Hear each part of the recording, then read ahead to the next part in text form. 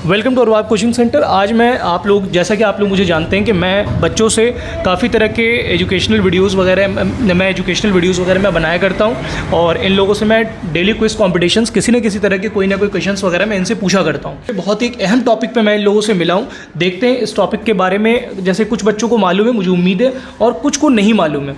जैसे कि ये भी स्कूल में नहीं है तो इन्होंने अभी ये टॉपिक नहीं पढ़ा होगा, इनके लिए नया है। ये छोटे हैं, इनके लिए भी नया है, इनके लिए भी नया है, तो कुछ को मालूम है, कुछ को नहीं मालूम है। वो टॉपिक है आज सोलर सिस्टम, कि सोलर सिस्टम है क्या चीज़। आज हम लोग थोड़ा बहुत मतलब कि बेसिक, सिर्फ और सिर्फ इसके बारे में बेसिक हम लोग नॉलेज लेने की पूरी कोशिश करेंगे। देखते हैं कि सोलर सिस्टम्स के बारे में थोड़ा बहुत हम लोग एक्सप्लेन करते हैं, देखते हैं है क्या। और आप लोग तो मेरी वीडियोज़ वगैरह देखते हैं कि मैं इस्लामिक वीडियोज़ वगैरह और फिर क्विज़ कॉम्पिटिशन्स वगैरह मैं कराया करता हूँ हर तरीके से, चाहे वो मैथमेटिक्स का हो, जनरल नॉलेज का हो, साइंस से रिलेटेड हो, ईवीएस से रिलेटेड हो, किसी से भी रिलेटेड हो, मैं डेली कॉम्पिटिशन्स वगैरह मैं कराया करता हूँ कि इनके धीरे धीरे करके मतलब कि इनके थिंकिंग प्रोसेस में, इनके सोचने की क्षमता धीरे धीरे करके वो चीज़ें इन्हेंस हो उस चीज़ों में इनके मतलब के वो चीज़ें इनकी ग्रोथ करे लाइफ में। तो आइए आज मैं स्टार्ट करता हूँ। सबसे पहले आप लोग मुझे ये बताइए कि सोलर सिस्टम कौन कौन जानता है, क्या होते हैं सोलर सिस्टम, आप लोग बताइए। जिसमें हमारे सारे प्लैनेट्स होते हैं और सन होता है। बहुत सही बात, ठीक है। एक सन होता है जो कि जिसके चारों तरफ एक ऑर्बिटल सिस्टम पे, ऑर्बिट पे हमारे कुछ प्लैनेट्स राउंड कर रहे होते हैं, ठीक है, उसके मूविंग अराउंड द सन। तो आपको भी मालूम है, आपने भी पढ़ा हुआ है, क्योंकि आप तो अब माशाल्लाह अब तो 6th क्लास में चले गए हैं। तो आइए देखिए, टोटल हमारे पास 8 सोलर सिस्टम्स हमारे पास हैं, ठीक है। 8, पहले 9 थे हमारे पास। आपने बिल्कुल सही कहा कि पहले 9 थे। 2006 से पहले हमारे पास 9 थे, लेकिन 2006 में साइंटिस्ट ने क्या किया कि 2006 में प्लूटो को मतलब प्लैनेट के 2006 में जो है प्लैनेट के मतलब कैटेगरी से उसको हटा दिया। प्लूटो को गायब नहीं हुआ था, उसे हटा दिया गया था, ठीक है। तो हमारे पास टोटल हमारे पास अभी के टाइम पे 8 प्लैनेट्स हैं। कौन कौन से प्लैनेट्स हैं? Mercury, Venus, Earth, Mars, Jupiter, Saturn, Uranus, Neptune, ठीक है। ये हमारे पास टोटल हमारे पास 8 प्लैनेट्स हैं। बट 2006 से पहले हमारे पास कितने प्लैनेट्स थे? टोटल 9 प्लैनेट्स थे। तो हमारा नवा प्लैनेट कौन सा था? नवा प्लैनेट हमारा प्लूटो था। अब प्लूटो जो था ना, वो बहुत ही मतलब उसे डॉर्फ प्लैनेट के नाम से भी हम जानते हैं।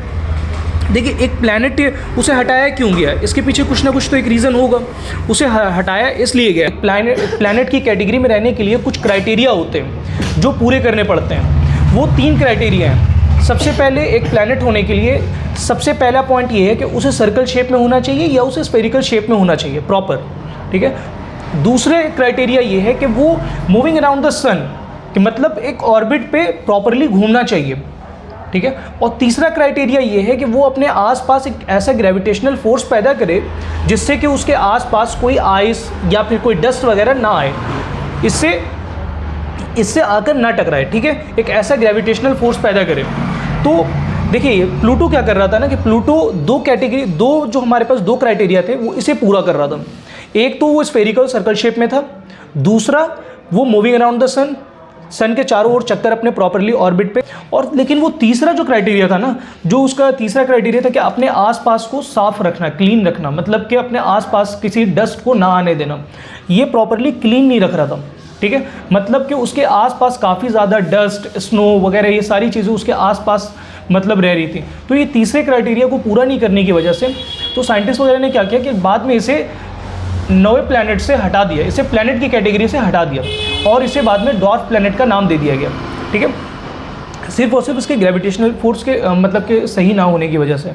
आइए अब हम लोग एक एक को जानते हैं कि हमारे पास जो टोटल अभी के टाइम पे, करेंट टाइम पे जो हमारे पास 8 प्लैनेट्स हैं, मरकरी, जितने भी हमारे पास 8 प्लैनेट्स हैं, हम लोग एक एक के बारे में जानते हैं कि अब उनके अंदर फीचर्स क्या हैं। बेसिक फीचर्स आप लोगों को मैं बताऊंगा, बच्चों के लिहाज से मैं फीचर्स बताऊंगा कि वो चीज़ें आप लोग को याद हो जाएं। और मैंने आप लोगों को बोर्ड पे मैंने लिखवाए हुए हैं, तो आप लोगों ने उसे नोट डाउन कर रखा है। जैसे कि हमारे पास सबसे पहला आता है मरकरी।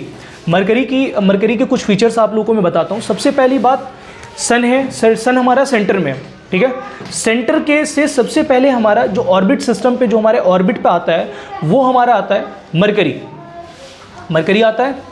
बट देखिए, सबसे पहला हमारा मरकरी है, तो ये क्लोजेस्ट टू द सन भी है, सबसे पहली प्रॉपर्टी इसकी, क्लोजेस्ट टू द सन भी है, और ये फास्टेस्ट मूविंग प्लैनेट है। ये सोलर सिस्टम का सबसे फास्टेस्ट मूविंग प्लैनेट भी इसे कहा जाता है, और ये सबसे स्मॉलेस्ट प्लैनेट भी है ये।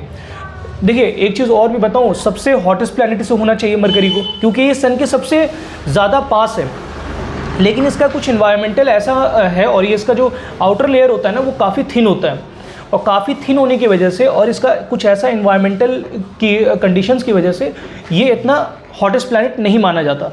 बट वेनस को हम देखते हैं, फर्स्ट प्लैनेट का आप लोगों ने ये देख लिया कि फर्स्ट प्लैनेट में क्या क्या चीज़ें होती हैं, इसकी क्या क्या स्पेशलिटी है। सेकंड प्लैनेट है हमारे पास कि वेनस है हमारे पास। तो वेनस का सबसे पहला अगर मैं पॉइंट के बारे में बात करूँ तो सबसे hottest planet of the solar system, सबसे ज़्यादा गर्म प्लैनेट होता है ये, हॉटेस्ट प्लैनेट है ये सोलर सिस्टम का, और ये तकरीबन अर्थ के साइज़ का ही होता है। ठीक है, जो हमारे अर्थ का साइज़ है ना प्रॉपरली ये तकरीबन ये अर्थ के साइज़ का ही होता है। हमारा थर्ड प्लैनेट है जो कि आप सभी लोग जानते हैं, अर्थ को जानते हैं आप लोग। अर्थ में जिसमें हमारे पास एक ऐसा मतलब कि जिसमें हमारे पास सारी चीज़ें मौजूद हैं, जैसे कि लिविंग, जिसमें हमारे पास living and non living organisms, जिसमें हमारे पास कार्बन डाइऑक्साइड, ऑक्सीजन, सारी चीज़ें हैं कि जिससे कि हम और जानवर, पेड़ पौधे, सारी चीज़ें, एक ऐसा इकोसिस्टम क्रिएट है कि जिसमें सारी चीज़ें एग्जिस्ट कर सकती हैं। ठीक है, तो जब इन सभी चीज़ों की होने की वजह से हम इसमें मतलब सर्वाइव कर पाते हैं, और इसमें 71% जो होता है वाटर एग्जिस्ट करता है, और ये 5th लार्जेस्ट प्लैनेट है ये। हमारा फोर्थ वन है मार्स के बारे में ये है कि मार्स जो है ये इट ऑल्सो रेड प्लैनेट, ये इसे हम लोग रेड प्लैनेट के नाम से भी जानते हैं। आप लोग इसे याद कर रखिएगा कि इसे रेड प्लैनेट के नाम से आप लोगों को कहीं भी एंट्रेंस वगैरह में कोई भी एक रैंडम क्वेश्चन पूछ सकते हैं कि रेड प्लैनेट के नाम से किसे जानते हैं, तो रेड प्लैनेट आपका मार्स होता है।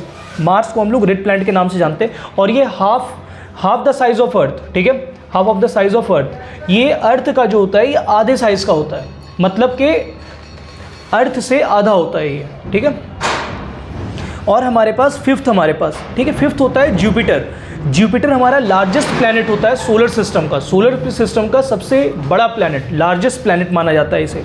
और ये मोस्टली जो इसके अंदर जो गैस जो होता है एग्जिस्ट करता है, जैसे कि हाइड्रोजन और हीलियम इसके अंदर एग्जिस्ट करता है, तो ये बहुत ज़्यादा इसे हॉटेस्ट प्लैनेट माना जाता है।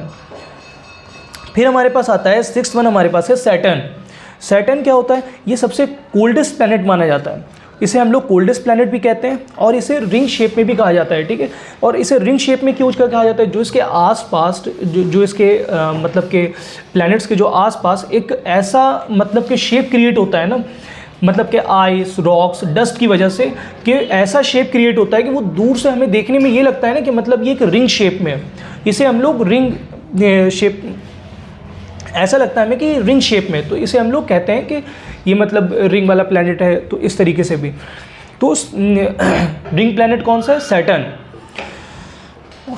हमारे पास 7th वन हमारे पास है, 7th है हमारे पास यूरेनस हमारा कोल्डेस्ट प्लैनेट है सोलर सिस्टम का, कोल्डेस्ट प्लैनेट भी है सोलर सिस्टम का, और ये सबसे ज़्यादा मोस्टली इसके अंदर कौन से गैस एग्जिस्ट करते हैं, हाइड्रोजन, हीलियम एंड मीथेन। जो इसके अंदर एटमॉस्फेयर है, किस तरह का एटमॉस्फेयर है, ये हाइड्रोजन, हीलियम, मीथेन, ये इस तरह का एटमॉस्फेयर इसके अंदर क्रिएट है।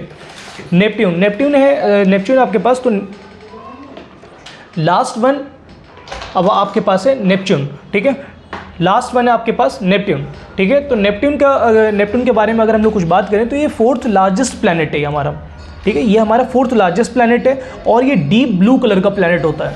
अब ये डीप ब्लू कलर का प्लैनेट क्यों है, इसलिए है क्योंकि मीथेन जो इसके अंदर जो एटमॉस्फेयर है वो मीथेन का एटमॉस्फेयर है।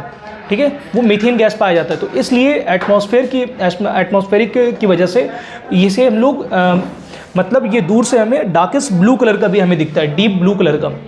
तो हम लोगों ने आज सभी के बारे में, सभी की थोड़ी प्रॉपर्टीज़, 2-3 प्रॉपर्टीज़ हमने, सभी की प्रॉपर्टीज़ हमने जानने की पूरी कोशिश की है। ठीक है, मैंने आप लोगों को अच्छे तरीके से डिस्क्राइब कर दिया है, मैं आप लोगों को बोर्ड पे लिखवा भी चुका हूँ बेसिक चीज़ें, तो आप लोग इसे नोट डाउन करें, नेक्स्ट टाइम आए इसे याद करके आएँ अच्छे तरीके से। देखिए, किसी चीज़ को रटना नहीं है, रटने से कोई फ़ायदा नहीं है, रटने से ज़्यादा बेहतर है कि आप लोग उस चीज़ को समझने की कोशिश करें कि आखिर ये चीज़ ऐसा है तो ऐसा क्यों, सिंपल। तो किसी भी चीज़ को रटिए मत। आप लोगों ने 3 इडियट मूवी देखी होगी, सभी ने 3 इडियट मूवी देखी है जो आमिर खान की मूवी है, तो उसमें यही चीज़ें बताई गई हैं। कभी कभी कोई कोई मूवीज़ भी जो होता है ना वो हमें कुछ ना कुछ हमें सिखा देता है। जैसे कि एक 3 इडियट मूवी है, फिर हमारे पास एक 12th फेल अभी एक मनोज की जो मूवी बनी थी, मनोज सर की जो मूवी बनी थी। कुछ मूवीज़ जो हैं वो हमें बहुत ही कुछ बेहतरीन चीज़ हमें बता देती हैं, तो हमें उससे सीख लेना चाहिए, हमें उससे सीखना चाहिए, ना ही कि उसके नेगेटिव पॉइंट्स पकड़ने चाहिए। उसे हमें किसी भी चीज़ के पॉजिटिव पॉइंट को कैच करना चाहिए। तो आज मैंने आप लोगों से सोलर सिस्टम के बारे में बात किया है कि सोलर सिस्टम क्या होता है, हमारे टोटल प्लैनेट्स क्या हैं, टोटल प्लैनेट्स का काम क्या है, किनका क्या क्या फीचर्स है, किनके अंदर क्या क्या चीज़ें स्पेशल हैं, इन सारी चीज़ों के बारे में हमने आप लोगों से बातचीत की है।